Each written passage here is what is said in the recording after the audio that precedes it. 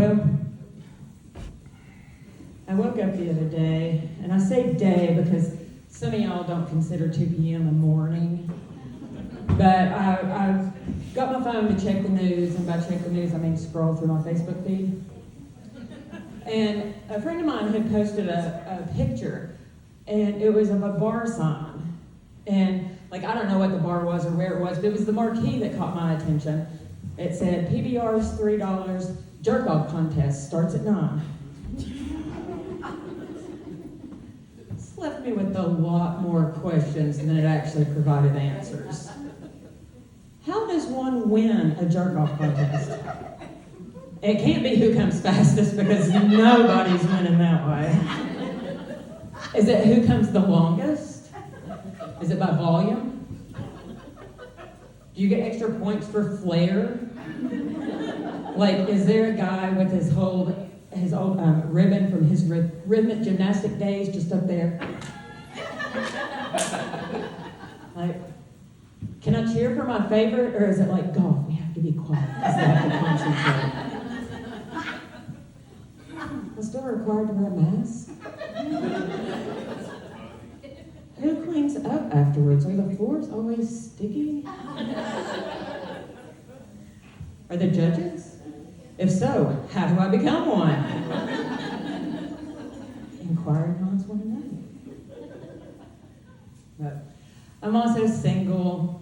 I'm 42 and I'm single. And the world likes to remind you of that. Did y'all know, this is a real thing, you can Google it, on February 15th, the day after Valentine's Day, is called Singles Awareness Day, acronym of SAD. Like, my thing is, who do I need to, like, who are we making aware that we're single? I'm aware I'm single. My mom makes sure I'm aware I'm single. My dad makes sure I'm aware I'm single. Even the fucking waitress at the Olive Garden is like making sure that I know that I'm single. All my friends are like, oh, we're together. We're together. She's like, you're alone? And I'm like, yes, eternally, apparently. Thank you. Am I disappointing you now, too? Tabitha? But I just recently got back on Bumble. Is anybody familiar with this hellhole they call internet dating? I'm there. And you're on Bumble? Yeah, I'm there. It's slim pickings, right? Not a lot going on. Like, there are a lot of bridges missing their trolls. If you know. Like, I've lowered, I mean, my standards weren't really high to begin with, but I've lowered my standards, like, all your teeth and under 300 pounds, and I'm pretty guaranteed to at least go out with you. But so I went out with this guy. He seemed nice enough. Like, his profile was a little too Jesus-based for me, but, you know, I figured, what the hell? I mean, it could have been a little heavy on the Satan, so at least we're leaning in the right direction, right? So we go out, and our food comes, and I just start eating, and he bows his head and prays, and I'm like, great, now I feel like an asshole. I'm not against praying, just like warn me that we're about, that we're about to do it. Instead of just going ahead and praying without me and silently judging me while you're doing it, he's probably, dear Jesus, please pray for this heathen.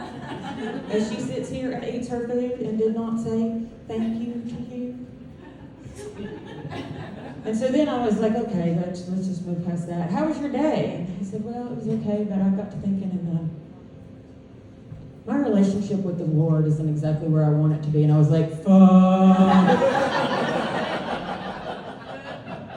This is not good. Like, I'm okay with that sentiment. I just don't want to date somebody who fucking says that out loud. Like, I feel like he was trying to be an A+ Christian, and I'm okay with being a C average Christian, It's not failing, it's enough to, get in to heaven. He was shooting for the Harvard of heaven. I was happy with the community college of heaven.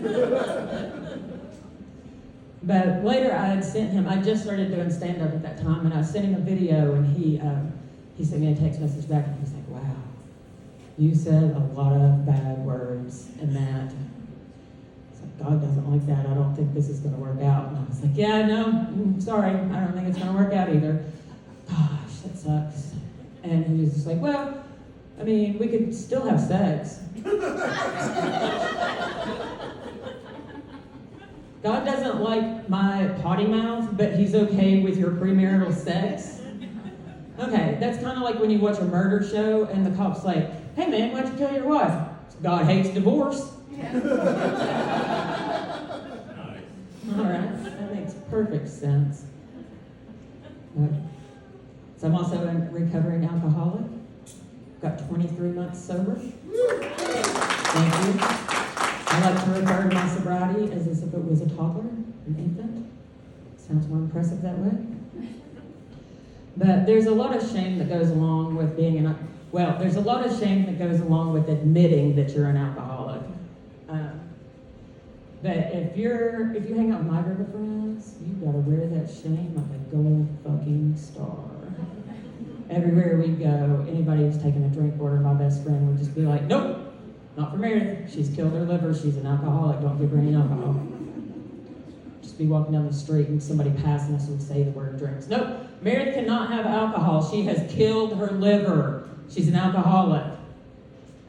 Thank you. I don't think they were talking to us, but all right. But that's one time, like my mom was a big enabler, but she also wanted me to quit drinking. And so, like after she came over and brought me another case of beer one night, she was sitting there and she was going on and on and on about, Meredith, you're doing this to your body and you're gonna, you drink too much and get it under control. And I'm just sitting there drinking. I'm like, thanks, you can go now. But she went on for like 20 minutes. And then finally she got fed up and she goes, Meredith, you're an asshole when you drink. I set my beer down and I looked her back in her face and I said, Mom, you're an asshole when I drink too. It's my best fucking comeback ever. But she was not impressed at all. But that's my time, y'all. Thank you so much.